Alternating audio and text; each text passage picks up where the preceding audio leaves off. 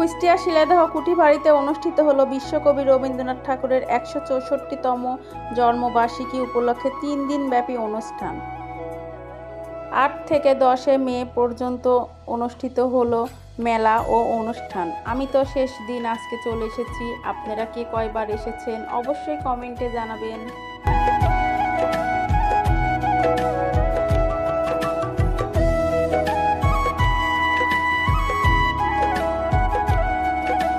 কুষ্টিয়া শিলাদহ কুঠিবাড়িতে অনুষ্ঠিত হলো বিশ্বকবি রবীন্দ্রনাথ ঠাকুরের ১৬৪তম জন্মবার্ষিকী উপলক্ষে ৩ দিনব্যাপী অনুষ্ঠান।